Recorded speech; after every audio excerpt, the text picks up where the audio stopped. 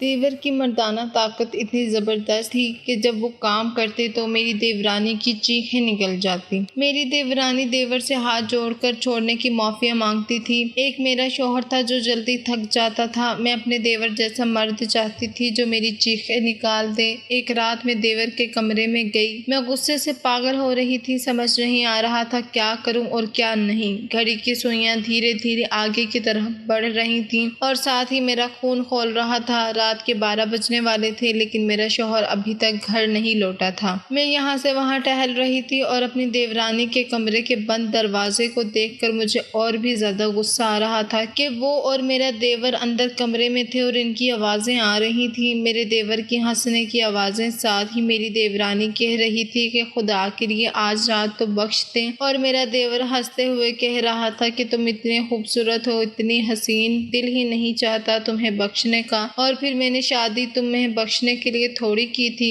اس کے بعد ان کی آوازیں آنا بند ہو گئی تھی اور میں واپس کمرے میں آ کر بیٹھ گئی تھی۔ کچھ دیر گزری تو میں نے سائڈ ٹیبل پر رکھا واز اٹھا کر دیوار پر دے مارا۔ ایک اسلم تھا جسے نہ میرا خیال تھا اور نہ ہی اس بات کی پرواہ کہ ہم دونوں شادی شدہ تھے۔ دوسری طرف اجمل تھا جو بیوی کے عشق میں گوٹے گوٹے ڈوبا ہوا دکھائی دیتا تھا۔ ابھی تک اپنی دکان سے واپس نہ لوٹا تھا۔ اسلم ابھی تک اپنی دکان سے واپس نہ لوٹا تھا جبکہ اجمل وقت سے پہلے ہی دکان بند کر کے واپس آ جاتا تھا۔ اس کا کہنا تھا کہ وہ سونیا کے بغیر ایک پل بھی نہیں رہ سکتا۔ کبھی کبھی تو سونیا کے انداز میں چڑچڑا پن نظر آتا، وہ اجمل کے جلدی واپس آنے پر غصہ ہو جاتا اور اجمل اسے باہوں میں بھر کر زبردستی کمرے میں لے جاتا، اور یہ سب دیکھ کر میرا خون ہی کھولتا، کیونکہ اسلم کو ان سب چیزوں سے کوئی واسطہ نہیں تھا اور نہ ہی وہ اپنے بھائی کی طرح میری محبت میں سر سے پاؤں تک ڈوبا ہوا تھا۔ گھڑی کی سوئیاں آگے کی طرف بڑھتی جا رہی تھی اور اسلم ابھی تک نہیں لوٹے تھے۔ تنگ آ کر میں نے فون ملایا تو کئی دفعہ بیل جانے کے بعد انہوں نے فون اٹھایا تھا۔ رابعہ تمہیں سمجھ کیوں نہیں آتا ہے، میں اس وقت دکان پر ہوں، کسٹمرز کو ڈیل کر رہا ہوں، تم بار بار فون کر کے مجھے پریشان کیوں کرتی ہو؟ ہمیشہ کی طرح انہوں نے میرے فون سے جڑ کر مجھے جھڑکا تھا۔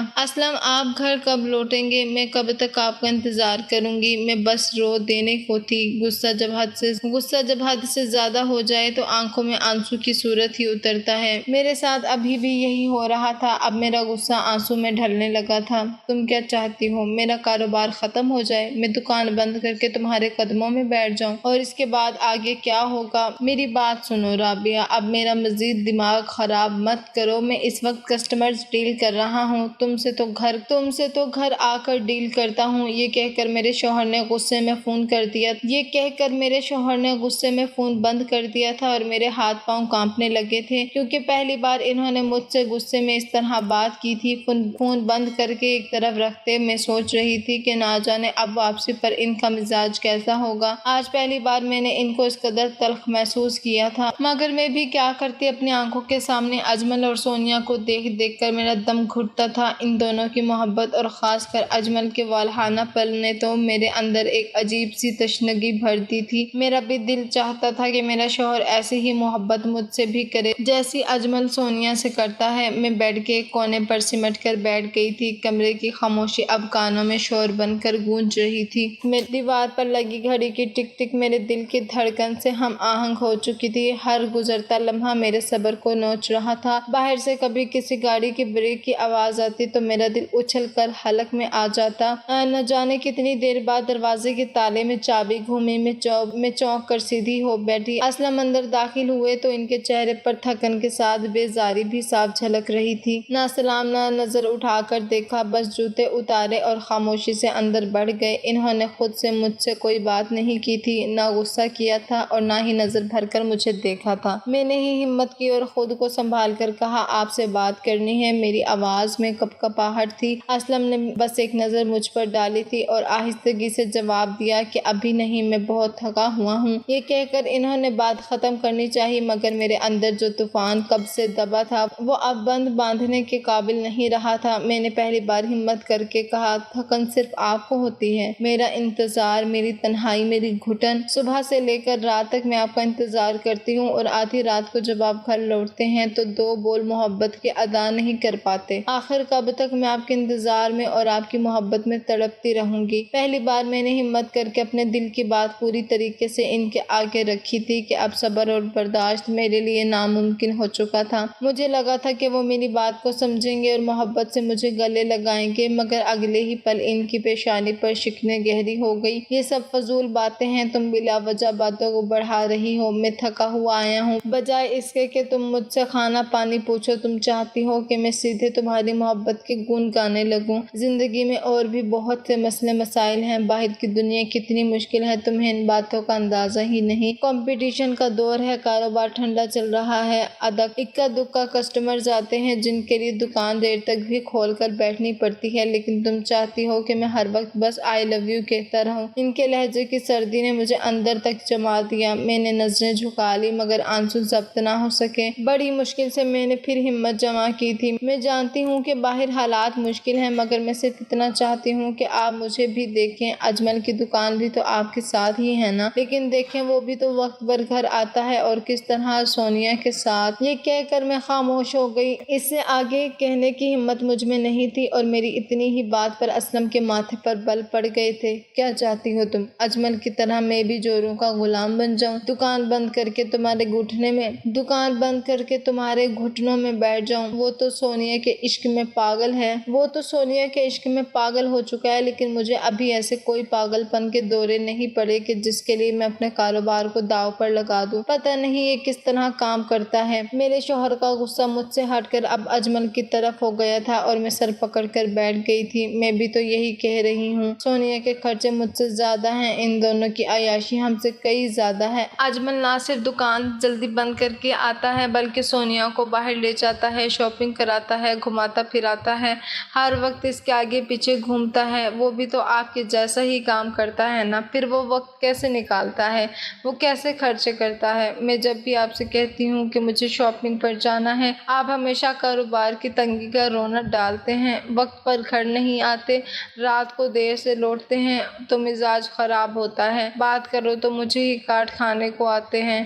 آخر آپ میں اور اجمل میں اتنا فرق کیوں ہے؟ اگر وہ دکان جلدی بند کر رہا ہے تو پھر وہ کیسے اتنا زیادہ کما لیتا ہے؟ مجھے تو لگتا ہے کہ آپ مجھے وقت دینا ہی نہیں چاہتے، کہیں آپ کا دل کسی اور میں تو نہیں لگ گیا۔ آخر میں میرے دل کا خدشہ زبان پر آیا تھا اور اسلم نے ہاتھ میں پکڑا پانی کا گلاس زمین پر دے مارا تھا اور بنا کچھ کہے غصے میں ہی کمرے سے نکل گیا تھا۔ ان کی خاموشی نے مجھے توڑ کر رکھ دیا تھا اور کہیں نہ کہیں مجھے اپنے خدشے اور شک صحیح لگ رہا تھا۔ باقی کی رات میں نے روتے ہوئے گزاری تھی کیونکہ اسلم کمرے میں ہی نہیں آئے تھے۔ اگلی صبح جب میں اپنے آپ کو سنبھال کر بالوں کا جوڑا لپیٹتے کمرے سے باہر نکلی تو سونیا نے غور سے مجھے دیکھا، پھر پوچھنے لگی، مریم بھابی سب ٹھیک تو ہے؟ آپ کی طبیعت خراب ہے کیا؟ رات کو آپ کے کمرے سے شور اور ہنگامے کی آواز بھی آ رہی تھی۔ اس سے پہلے کہ میں سونیا کو کوئی جواب دیتی پیچھے سے اجمل چلا آیا تھا۔ ہاں بھابی، بھائی کی بھی بہت تیز تیز بولنے کی آواز آ رہی تھی، سب خیریت ہے نا؟ آدھی رات کو آپ دونوں کے درمیان آنا ہم نے مناسب نہیں سمجھا، لیکن اگر آپ چاہیں تو بتا سکتی ہیں، کوئی پریشانی کی بات تو نہیں؟ اجمل فکر مندی سے پوچھ رہا تھا اور میں نے نظریں چرا لی تھی۔ ارے نہیں، ایسی کوئی بات نہیں ہے۔ ان کے ہاتھ سے پانی کا گلاس چھوٹ کر گر گیا تھا اور کچھ کاروبار کو لے کر پریشان ہیں تو بس اسی لیے غصے میں تھے، اور تو کوئی بات۔ میں ان دونوں کے آگے اپنی ٹوٹی بکھری زندگی کا رونا نہیں ڈال سکتی تھی، خاص کر سونیا کے آگے۔ میں اپنی دیورانی کے آگے خود چھوٹی نہیں پڑنا چاہتی تھی۔ میری بات پر سونیا نے سر ہلا دیا تھا جبکہ اجمل نے اپنا سر پکڑ لیا تھا۔ بھائی کی بھی عجیب ہی سوچ ہے، انہیں لگتا ہے آدھی رات تک دکان کھول کر بیٹھنے سے خوب کاروبار چمک اٹھے گا، جو گاہک دن میں نہیں آ رہے وہ رات کیا آئیں گے؟ میں تو وقت پر دکان بند کر دیتا ہوں، گھر اور بیوی کو بھی تو ٹائم دینا چاہیے نا۔ یہ کہتے ہوئے اس نے سونیا کی کمر کے گرد اپنے بازو کا حصار بنایا تھا اور اس کے کاندھے پر اپنا سر ٹکاتے اس کے گال سے اپنا گال ٹکرا دیا تھا، جبکہ سونیا ایک دم ہی گھبرا کر خود کو چھڑوانے کی کوشش کرنے لگی تھی۔ اجمل ہٹے نا، کیا کر رہے ہیں آپ؟ بھابی کھڑی ہیں۔ اس کے چہرے پر شرمندگی سی سرخی چھائی تھی، جبکہ میں بس بے دلی سے ان دونوں کو دیکھ رہی تھی۔ یہی محبت تو میں چاہتی تھی، یہی والہانہ پن، یہی عشق جو اجمل کی آنکھوں میں سونیا کے لیے تھا، جو اجمل کے ہر انداز سے نظر آتا تھا، یہی سب کچھ مجھے اسلم سے چاہیے تھا۔ لیکن نہ جانے کیوں دونوں بھائیوں میں زمین آسمان کا فرق تھا اور اسی بات سے مجھے اب نفرت ہونے لگی تھی۔ اجمل نے سونیا کو چھوڑنے کی بجائے اسے کھینچ کر کمرے کی طرف گھسیٹا تھا اور اپنے ساتھ ساتھ کمرے میں لے جا کر دروازہ بند کر لیا تھا۔ دروازہ لاک ہونے کی آواز پر میرے دل میں عجیب سا شور پیدا ہوا تھا۔ اتنے میں میری نظر سیڑھیوں سے نیچے آتے اسلم پر پڑی تھی، جنہوں نے شاید ساری رات چھت پر گزاری تھی۔ ان کی آنکھوں میں سرخی چھائی ہوئی تھی، ایک ہاتھ میں سگریٹ تھی اور دوسرے میں موبائل فون۔ ایک نظر مجھ پر ڈالتے وہ کمرے میں جا کر بند ہو گئے تھے اور میں روتے ہوئے باورچی خانے کا رخ کر چکی تھی۔ صبح کے ناشتے کے ساتھ مجھے دوپہر کا کھانا بھی تیار کرنا تھا، کیونکہ سونیا بہت کم ہی کچن کے کام کرتی تھی۔ وہ کچن میں ابھی جاتی تو اجمل اسے کام ہی نہ کرنے دیتا۔ جب تک اجمل گھر ہوتا تھا سونیا کچن میں قدم نہیں رکھتی تھی، اور یہ بات مجھے اچھی طرح معلوم تھی۔ پھر 4 لوگوں کا کام ہی کتنا ہوتا ہے، اسی لیے میں خود ہی چپ چاپ سارا کام کر لیتی۔ اب بھی اجمل اور سونیا اپنے کمرے میں بند تھے اور اسلم نے خود کو ہمارے کمرے میں قید کر لیا تھا۔ میں نے ناشتے کے ساتھ دوپہر کا کھانا بھی چڑھایا اور صفائی شروع کر دی۔ کافی دیر بعد سونیا کمرے سے نکلی تو اس کے بال بکھرے ہوئے تھے، لباس پر شکنیں تھیں اور آنکھیں شرم سے جھکی ہوئی۔ اس نے جلدی سے آگے بڑھ کر میرے ہاتھ سے جھاڑو چھین لی، کہنے لگی بھابھی چھوڑ دیں، صفائی میں کر لوں گی، اچھا نہیں لگتا، جب تک اجمل نہیں جاتے سارا کام آپ کے اوپر آ جاتا ہے۔ ابھی میں نے ان پر غصہ کیا ہے اور کہا ہے کہ جا کر دکان کھولو، رات کو بھی اتنی جلدی دکان بند کر کے آ جاتے ہیں۔ اب بھی کہہ رہے ہیں شام کو جلدی آؤں گا، شاپنگ پر چلیں گے۔ میں نے منع بھی کیا ہے لیکن سنتے ہی نہیں۔ وہ بیچاری اپنی ہی دھن میں بولتی جا رہی تھی اور پریشان بھی نظر آ رہی تھی، اور میں تعصب بھری نظروں سے اسے دیکھ رہی تھی۔ کیا قسمت پائی تھی اس نے، اور ایک میری قسمت تھی جو مجھے اسلم جیسا پتھر دل مرد ملا تھا۔ بے اختیار میرے منہ سے نکل گیا، سونیا تم تو کتنی خوش قسمت ہو، تمہارا شوہر تمہیں روز گھمانے لے جاتا ہے، شاپنگ پر لے جاتا ہے، تمہارے خرچوں پر وہ دل و جان سے پیسے خرچ کرتا ہے، ایسا شوہر قسمت سے ہی ملتا ہے۔ میری بات پر سونیا نے سر اٹھا کر میری طرف دیکھا تو اس کی آنکھوں میں ایک عجیب سی خاموشی تھی جسے میں سمجھ نہیں پائی۔ پھر وہ آہستگی سے کہنے لگی بھابھی روز روز یہ سب کچھ اچھا نہیں لگتا، میرا دل چاہتا ہے میں نارمل لائف گزاروں، گھر کے کام کاج کروں، گھر میں وقت دوں، دوسری چیزوں کو توجہ دوں، لیکن میرا سارا وقت ساری توجہ صرف اور صرف اجمل کی طرف ہی رہ جاتا ہے، کیونکہ وہ مجھے ایک پل کے لیے بھی نہیں چھوڑتے۔ کتنا عرصہ ہو گیا میں اپنے میکے نہیں گئی، مجھے اپنے گھر والوں کی اتنی یاد آ رہی ہے، لیکن اجمل مجھے جانے ہی نہیں دے رہے۔ اس کے الگ ہی شکوے تھے اور میری الگ شکایتیں، اسے اپنے میکے کی یاد ستا رہی تھی اور میں بس اسلم کی محبت کے لیے تڑپ رہی تھی۔ میں نے ہنس کر کہا سونیا جب شوہر اتنا محبت کرنے والا ہے تو تم کیوں میکے کے پیچھے بھاگ رہی ہو، جا کر اجمل کے ساتھ کھڑے کھڑے مل آنا۔ وہ کہنے لگی 2 دن پہلے گئی تو تھی، لیکن بس آدھے گھنٹے کے لیے، اس میں بھی اجمل ہر وقت میرے برابر بیٹھے رہے تھے، ایک پل کے لیے بھی مجھے اکیلا نہیں چھوڑا کہ میں اپنی اماں سے اپنے دل کی کوئی بات کر سکوں یا اپنی بہنوں سے حال چال پوچھ سکوں۔ اب ہر بات تو اجمل کے سامنے نہیں کی جا سکتی نا۔ آہ بھرتے اور صفائی کرتے وہ آگے بڑھ گئی تھی اور میں اس کی پشت پر لہراتے گیلے بالوں کو دیکھ رہی تھی جن سے ابھی بھی پانی ٹپک رہا تھا اور مجھے مزید میری بے بسی اور تنہائی کا احساس دلا رہا تھا۔ میں تڑپتے دل کے ساتھ کمرے میں پہنچی تو میرا شوہر تیار ہو رہا تھا، آنکھوں میں اب بھی سرخی تھی، شاید وہ ساری رات جاگتا رہا تھا۔ بے اختیار مجھے اپنے اوپر ہی غصہ آیا کہ میں نے کیوں رات کو جھگڑا کیا۔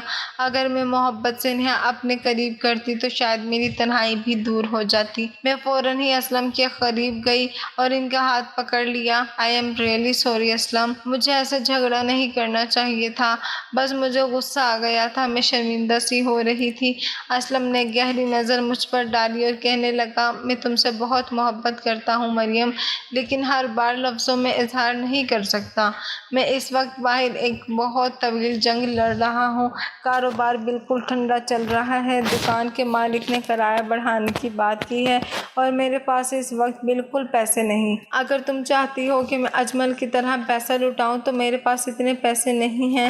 اجمل کیا کرتا ہے کیا نہیں میرا اس سے کوئی لینا دینا نہیں، اس کی اپنی دکان، اپنا کاروبار ہے، وہ کب کھولتا ہے کب بند کرتا ہے، کس طرح کماتا ہے، یہ سب اس کے ذاتی مسائل ہیں۔ وہ سونیا کے ساتھ کیسے رہتا ہے، کیسے پیسے خرچ کر رہا ہے، یہ ان دونوں کے ذاتی معاملات ہیں۔ جب تک تم ان دونوں پر نظر رکھو گی کبھی خوش نہیں رہ سکو گی۔ میرے شوہر نے دبے دبے لفظوں میں مجھے وہ حقیقت سمجھانی چاہی تھی جو میں سمجھ کر بھی سمجھنے کو تیار نہیں تھی، لیکن اس وقت میں اپنے شوہر کو ناراض گھر سے باہر نہیں جانے دے سکتی تھی، اسی لیے میں نے پیار سے ان کا ہاتھ پکڑے رکھا۔ چلے لینا، ہم ساتھ میں ناشتہ کرتے ہیں۔ پھر میں انہیں زبردستی لے کر ڈائننگ ٹیبل پر پہنچی تو اجمل وہاں پہلے سے ہی بیٹھا سونیا کو اپنے ہاتھ سے ناشتہ کروا رہا تھا۔ یہ دیکھ کر میرا دل جھلس کر رہ گیا۔ سونیا نے ہمیں دیکھتے ہی تھوڑا سا آنکھوں سے اشارہ کیا جیسے اجمل کو منع کرنا چاہتی ہو، لیکن اجمل نے پھر بھی محبت سے اس کے منہ میں نوالا ڈال دیا اور پھر مجھ سے کہنے لگا، بھابھی میں شام کو سونیا کو شاپنگ پر لے کر جا رہا ہوں، آپ بھی گھر میں بور ہوتی رہتی ہیں، ساتھ چلے نا، تھوڑی بہت شاپنگ آپ بھی کر لیجیے گا۔ وہ بہت ادب اور احترام سے مجھ سے پوچھ رہا تھا۔ میں نے ایک نظر اپنے شوہر پر ڈالی جن کی آنکھوں میں ناپسندیدگی نظر آئی تھی اور پھر میں نے خود ہی انکار کر دیا، نہیں مجھے تو شاپنگ وغیرہ پسند ہی نہیں ہے، میں بہت تھک بھی جاتی ہوں، تم لوگ چلے جاؤ، میں آرام کروں گی۔ میں نے اپنے شوہر کی ناپسندیدگی کی وجہ سے صاف انکار کیا تھا، ورنہ گھر کی چار دیواریں اب مجھے کاٹ کھانے کو دوڑ رہی تھیں اور میں خود بھی باہر جانا چاہتی تھی۔ میرے انکار کرنے پر اجمل خاموش ہو گیا۔ پھر سونیا سے کہنے لگا، تم تیار رہنا، میں بس باہر سے ہی گاڑی کا ہارن بجاؤں گا، فوراً باہر آ جانا۔ اور اس کے بعد وہ اٹھ کر گھر سے باہر نکل گیا تھا۔ اس کے پیچھے ہی اسلم بھی ناشتہ کر کے چلے گئے تھے۔ سونیا کہنے لگی، بھابھی آپ کا تو اتنا دل تھا ساتھ چلنے کا، چلے نا شاپنگ پر، میں تو روز روز کی شاپنگ سے تھک چکی ہوں۔ وہ واقعی ہی بیزار نظر آ رہی تھی۔ میں نے مسکرا کر کہا کہ نہیں اسلم کے پاس جب وقت ہوگا تب میں ان کے ساتھ جاؤں گی، اگر ابھی تم لوگوں کے ساتھ چلی گئی تو پھر بعد میں وہ مجھے نہیں لے کے جائیں گے۔ سونیا جیسے میری بات سمجھ گئی تھی، ہاں میں سر ہلاتے ہوئے وہ اپنے کمرے میں چلی گئی۔ گھر کا کام تقریباً نپٹ چکا تھا، میں بھی اپنے کمرے میں آ کر بیٹھ گئی تھی، لیکن دل تھا کہ مستقل بے چین تھا۔ مجھے سمجھ نہیں آ رہا تھا کہ جب میرے شوہر اور دیور کا ایک جیسا کام تھا تو پھر دونوں کی ٹائمنگز میں اتنا فرق کیوں تھا، کیوں میرے شوہر مجھ پر پیسہ خرچنے کو تیار نہیں ہوتے تھے اور اجمل کیسے اپنی بیوی پر اتنا پیسہ لٹاتا تھا۔ پھر دونوں کے مزاج میں بھی زمین آسمان کا اتنا فرق تھا، جبکہ میں سونیا سے کہیں زیادہ خوبصورت تھی، جوان تھی، مگر اسلم نظر بھر کر بھی مجھے دوسری بار نہیں دیکھتے تھے۔ ہر وقت کام کے معاملوں میں الجھے رہتے، بات کرنے بیٹھتے تو 10 بار ان کا موبائل فون بج جاتا۔ دوسری طرف اجمل تو جیسے فون اٹھاتا ہی نہیں تھا، ہر وقت بیوی کے پیچھے پیچھے گھومتا تھا اور اس کی اتنی تعریف کرتا کہ میں خود حیران رہ جاتی۔ میں آئینے میں خود کو دیکھ رہی تھی، میں ایک مکمل اور حسین عورت تھی۔ میری عمر 30 سال کے قریب ہونے کو تھی اور اسی لیے میرا جسم بھرا بھرا سا ہو گیا تھا۔ عمر کے ساتھ ساتھ جسم بھرنے سے میری خوبصورتی میں 4 چاند لگ گئے تھے۔ میں دوپٹہ ایک طرف رکھتے ہوئے خود کو آئینے میں غور سے دیکھ رہی تھی کہ آخر مجھ میں ایسی کون سی کمی ہے جو اسلم میری طرف کھینچتے ہی نہیں۔ پھر میں کمرے سے باہر نکلی تو سونیا لاؤنج میں ہی بیٹھی ٹی وی دیکھ رہی تھی۔ میں اس کے پاس ہی بیٹھ گئی، مگر میری نظر بار بار اس کے وجود پر جا رہی تھی۔ وہ 22-23 سال کی دبلی پتلی سی لڑکی تھی، آنکھوں میں رات کو جاگنے کی وجہ سے لالی اتری نظر آتی تھی، آنکھوں کے نیچے ہلکے بھی ہو رہے تھے اور چہرے پر تھکاوٹ بھی تھی۔ مجھے تو اس میں ایسی کوئی خاص بات نظر نہیں آئی تھی کہ اجمل اس پر پوری طرح وار فتح ہی ہو جاتا۔ اس نے میری نظروں کا ارتکاز محسوس کیا تو میں بے اختیار مسکرا دی اور کہا، سونیا آنکھوں کے نیچے کتنے ہلکے پڑ رہے ہیں، تھکی تھکی سی رہتی ہو، جلدی کیوں نہیں سو جاتی؟ میری بات پر اس کے چہرے پر دھیمی سی مسکراہٹ آ گئی۔ بھابھی بس کیا کروں، مجبوری ہے، روزانہ اجمل کو کہتی ہوں کہ جلدی سونے دو، مگر انہیں کوئی بات سمجھ کہاں آتی ہے۔ یہ کہتے ہوئے اس نے اپنا چہرہ دوسری طرف موڑ لیا تھا۔ وہ ٹی وی کی طرف توجہ دے رہی تھی، لیکن مجھے ایسا لگا جیسے وہ بہت زیادہ ہی تھکی ہوئی ہو۔ تمہیں اچھا نہیں لگتا کیا؟ تمہارا شوہر تم سے اتنی محبت کرتا ہے، تمہارا اتنا خیال کرتا ہے، مجھے دیکھو اسلم کے پاس تو میرے لیے وقت ہی نہیں ہے، میں اسلم کے انتظار میں جاگتی ہوں اور بس جاگتی ہی رہ جاتی ہوں۔ تم تو شکر ادا کرو کہ تم اجمل کے ساتھ جاگتی ہو۔ یہ بات کہتے ہوئے میں بھونڈا سا ہنسی تھی، جیسے اپنے اندر کی کوئی خواہش چھپا رہی ہوں، جبکہ وہ بے اختیار مجھے دیکھتے ہوئے کہنے لگی، بھابھی اسلم بھائی بہت اچھے ہیں، بہت محنت کرتے ہیں، بس کاروبار میں اتار چڑھاؤ کی وجہ سے ان کا مزاج تھوڑا بگڑ گیا ہے، ورنہ وہ تو ہمیشہ سے ہی بہت نیک دل اور خیال رکھنے والے انسان تھے۔ دراصل سونیا اسلم اور اجمل کی خالہ زاد بہن تھی، اس لیے وہ مجھ سے پہلے اسلم کو جانتی تھی اور اب بھی اسلم کی طرفداری کر رہی تھی۔ اس کے بعد بس میں سر ہلا کر رہ گئی۔ ایسے ہی دن گزر گیا اور شام کو وہ شاپنگ پر چلی گئی۔ رات گئے وہ دونوں میاں بیوی واپس لوٹے تو سونیا تھکن سے نڈھال تھی، وہ کمرے میں چلی گئی اور اجمل میرے پاس آ گیا۔ بھابھی ایک کپ کافی بنا دیں گی؟ سونیا بہت تھکی ہوئی ہے، میں اسے تنگ نہیں کرنا چاہتا۔ میں نے مسکرا کر ہاں میں جواب دیا اور پھر تھوڑی دیر بعد کافی بنا کر جب دینے کے لیے ان کے کمرے میں گئی تو اچانک ہی میں حیران رہ گئی۔ اجمل سونیا کے پاؤں دبا رہا تھا اور اس کے پیروں کی انگلیاں سہلاتے ہوئے کہہ رہا تھا، میری جان آج تمہیں بہت زیادہ گھمایا ہے نا، میں نے کیا کروں، میں ہر اچھی سے اچھی چیز تمہیں دلانا چاہتا ہوں، بس اسی لیے پریشان کرتا ہوں۔ وہ ابھی کچھ کہہ رہا تھا لیکن مجھے تو جیسے سنائی دینا ہی بند ہو گیا تھا۔ بیوی سے ایسی والہانہ محبت میں نے آج تک کسی مرد کو کرتے نہیں دیکھی تھی۔ میں نے آج تک کسی مرد کو پیار میں جھکتے نہیں دیکھا تھا۔ اس کا سونیا کے پاؤں دبانا تو جیسے میری آنکھوں کے آگے اندھیرا ڈال گیا تھا۔ میرا شوہر اگر میرا ہاتھ بھی پکڑ لیتا تو میں خوشی سے جھوم جاتی۔ یوں قدموں میں بیٹھ کر پاؤں دبانا اور تھکن کا احساس کرنا تو بہت دور کی بات تھی۔ میں نے گلا کھنکھارا تو اجمل میری طرف متوجہ ہوا۔ پھر میں نے کافی ایک طرف رکھ دی اور پوچھا، کچھ اور تو نہیں چاہیے؟ اس نے انکار میں سر ہلا دیا اور پھر ایک شاپنگ بیگ میری طرف بڑھا دیا۔ وہ ایک بہت خوبصورت سی ساڑی تھی۔ میں نے حیرت سے دیکھا اور پوچھا، یہ کیا ہے؟ تو کہنے لگا، آپ تو شاپنگ پر جاتی نہیں نا بھابھی، بھائی کو آپ کا خیال نہیں ہے اسی لیے میں آپ کے لیے یہ لے آیا ہوں۔ سونیا کو بھی یہ ساڑی بہت پسند آئی تھی، آپ کے لیے بھی۔ سونیا بھی سر ہلانے لگی اور میں ان دونوں کا شکریہ ادا کرتے شرمندگی سے کمرے میں واپس لوٹ آئی۔ کمرے میں آتے ہی میں نے ساری رپورٹ کھول کر دیکھی تو میرا دل مچل گیا۔ بہت ہی خوبصورت اور حسین ساڑی تھی۔ میں نے جلدی سے اپنا لباس ایک طرف ڈالا اور ساڑی لپیٹنا شروع کر دی۔ وہ بلیک کلر کی جالی دار ساڑی تھی جسے پہن کر میں بہت ہی خوبصورت لگ رہی تھی۔ ہاں البتہ اس کا بلاؤز نہ صرف تھوڑا چھوٹا تھا بلکہ فٹنگ میں بھی بہت زیادہ ٹائٹ تھا، یا شاید میرا ہی جسم بھر گیا تھا اسی لیے مجھے ٹائٹ ہو رہا تھا۔ میں نے مگر پھر بھی اسے جیسے تیسے پہن لیا اور آئینے کے آگے گول گول گھومنے لگی۔ اتنے میں میرے کمرے کا دروازہ بجا تو مجھے لگا اسلم آئے ہوں گے۔ میں نے بے اختیاری بالوں کی پونی کھینچی اور بال کھول کر شانوں پر بکھرا لیے، خود پر ایک آخری نظر ڈالی اور جلدی سے جا کر دروازہ کھولا، لیکن سامنے اجمل کھڑا تھا۔ میں ایک دم سے شرمندہ ہو گئی۔ اس کی نگاہیں مجھ پر ٹھہر گئیں۔ وہ سر سے پاؤں تک مجھے دیکھنے لگا، پھر کہنے لگا، بھابھی آپ پر تو یہ بہت جچ رہی ہے۔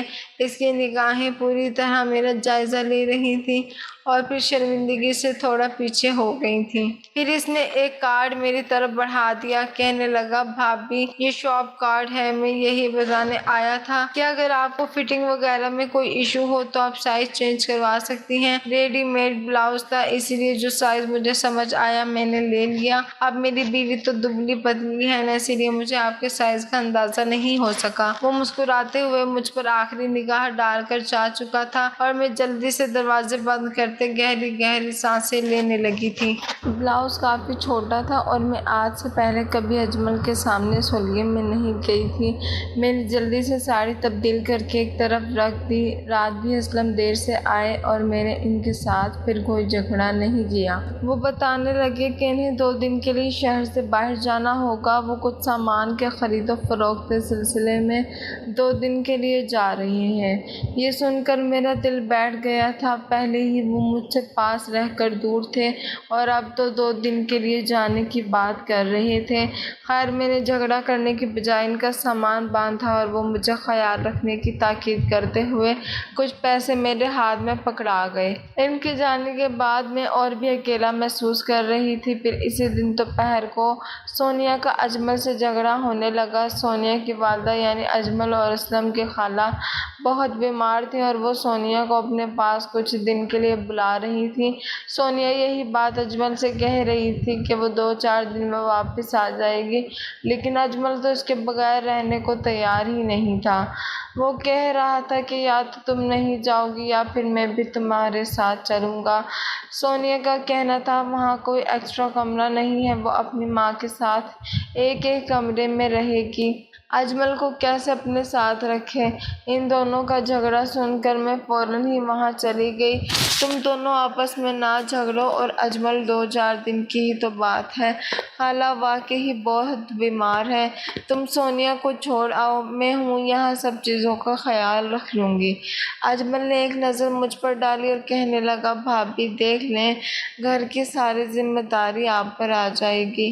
میں نے مسکرا کر کہا، تو اس میں کون سی بڑی بات بات ہے، ویسے بھی اسلم بھی گئے ہوئے ہیں، یہ بھی چلی جائے گی، تم بھی صبح سے رات تک دکان پر ہوتے ہو، گھر میں کام ہی کیا بچے گا، تم پریشان نہ ہو اور اسے چھوڑ آؤ، شادی کو سال ہونے والا ہے، ابھی تک یہ بیچاری اپنے مائکے نہیں گئی ہے۔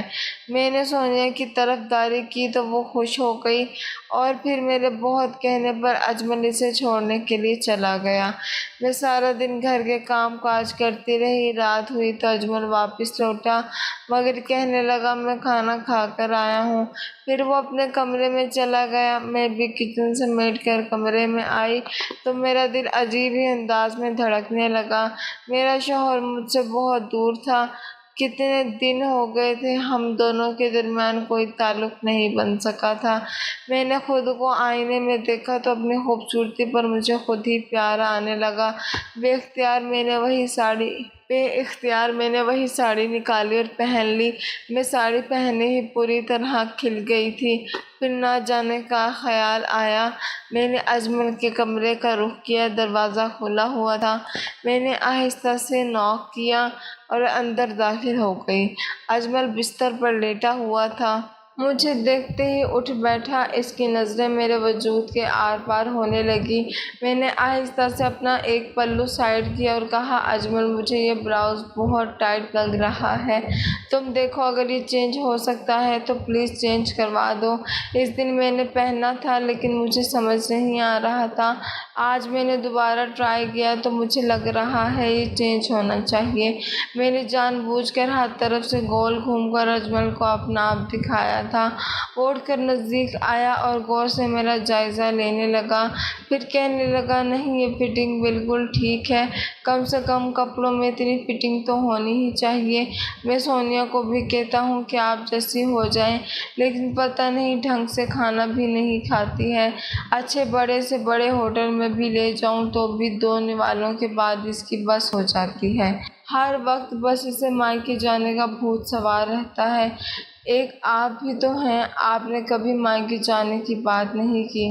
اجمل کی بات سن کر میں دھیمے سے مسکرائی تو اس نے میرا ہاتھ پکڑ لیا، مجھے اپنے پاس بٹھایا اور کہنے لگا بھابھی میں جانتا ہوں کہ بھائی آپ کو بالکل وقت نہیں دیتے، آپ بہت زیادہ تنہا اور پریشان ہیں، اگر آپ چاہیں تو کچھ وقت میرے ساتھ گزار سکتی ہیں۔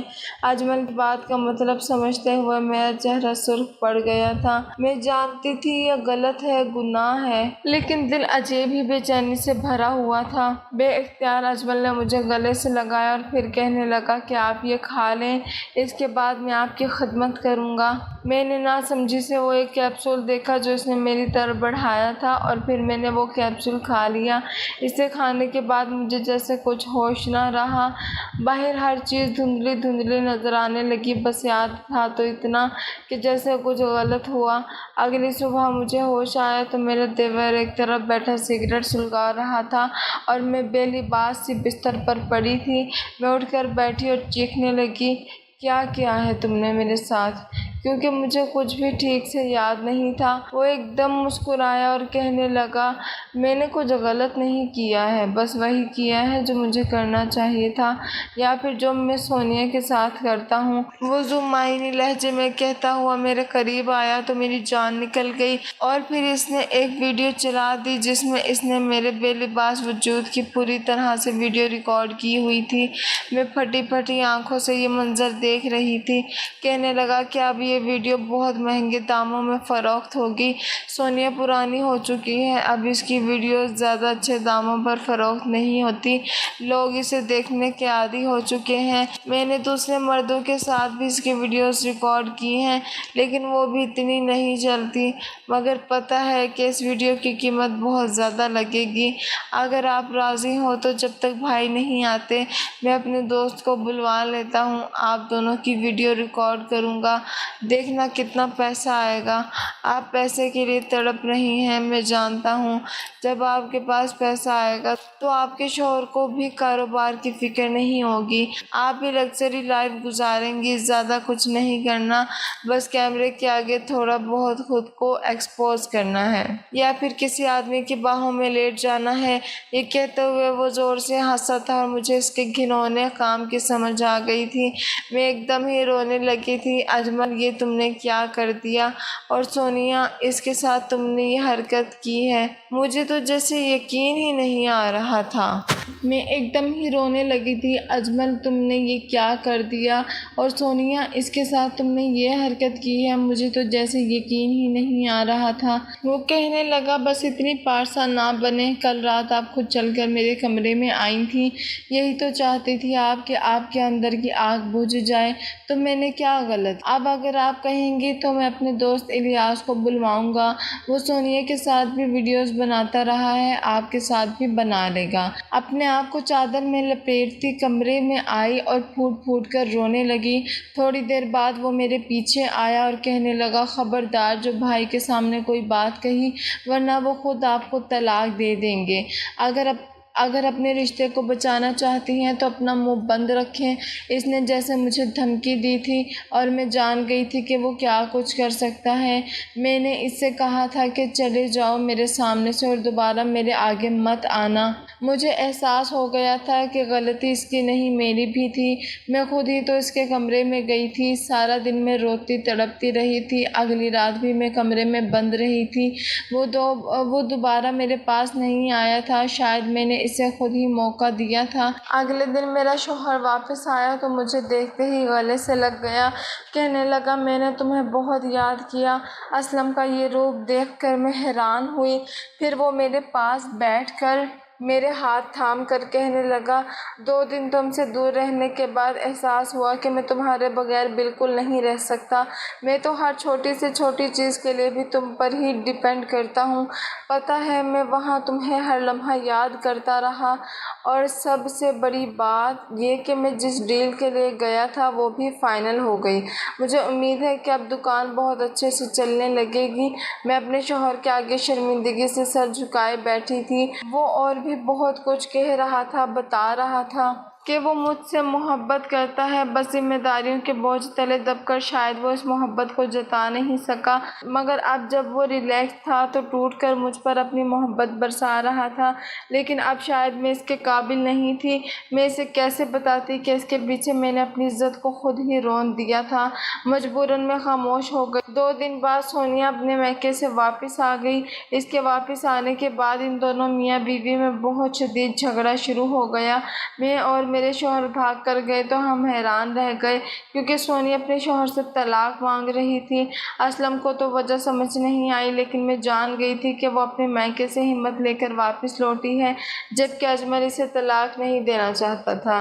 اس نے کہہ دیا تھا کہ وہ خلا لے گی اور پھر وہ چلی گئی تھی ہمیشہ کے لیے۔ اس کے جانے کے بعد اجمل کسی کام سے گھر سے باہر نکلا تھا اور اسی دوران اس کا ایکسیڈنٹ ہو گیا تھا، وہ معذور بستر پر پڑ گیا تھا۔ اس کے ایکسیڈنٹ کی خبر پر سونیا واپس آ گئی تھی، وہ میرے آگے بیٹھ کر رو رہی تھی، میں نے اسے گلے سے لگایا تو وہ آہستہ آہستہ بتانے لگی کہ وہ اجمل سے بہت محبت کرتی تھی، لیکن اجمل ایک کام چور قسم کا مرد جو کم کام کر کے کم وقت میں زیادہ سے زیادہ پیسہ کمانا چاہتا تھا، اور اس کے لیے اس نے اپنے دوستوں کے کہنے میں آ کر سونیا کو استعمال کیا، وہ بھی اس کی محبت اور پیسے کی لالچ میں شروع میں بہک گئی، لیکن پھر دھیرے دھیرے سے احساس ہوا یہ غلط ہے، گناہ ہے، اسی لیے وہ اپنے گھر جانا چاہتی تھی۔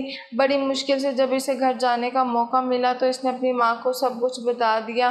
اس کے گھر والے چاہتے تھے کہ وہ دونوں اب الگ ہو جائیں اور اسی لیے سونیا طلاق کا مطالبہ کر رہی تھی۔ سونیا کی بات سن کر مجھے بہت زیادہ دکھ پہنچا تھا، وہ بیچاری محبت کے ہاتھوں پوری طرح لٹ چکی تھی، اور کچھ لالچ میں اور کچھ میرا حال بھی ایسا ہی تھا۔ پھر کافی دن تک اجمل کا علاج چلتا رہا اور ایک دن وہ ہوا جس کا ہم نے تصور بھی نہیں کیا تھا۔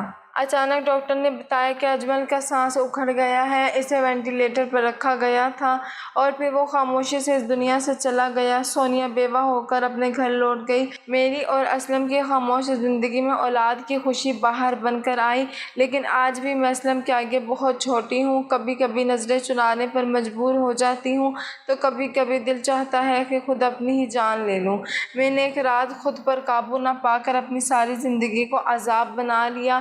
میں آپ سب سے یہی کہوں گی کہ اپنے جذبات کو قابو میں رکھنا سیکھیں، اپنے شوہر کی مجبوریوں کو سمجھیں۔ اگر وہ زبانی آپ سے محبت کا اظہار نہیں کر پاتا تو اس کا مطلب یہ نہیں کہ وہ آپ سے محبت نہیں کرتا۔ اپنے رشتے کو وقت دیں، لیکن ایسا کوئی غلط قدم نہ اٹھائیں جس کی وجہ سے ساری زندگی آپ کو پچھتانا پڑے۔ آج اسلم مجھ سے بہت محبت کرتا ہے، میرے آگے پیچھے گھومتا ہے، اس کا کاروبار چمک اٹھا ہے، ہمارے گھر میں بیٹی کی خوشی بھی آ گئی ہے، لیکن میں آج بھی خود کو آئینے میں دیکھتی ہوں تو مجھے گھن آتی ہے۔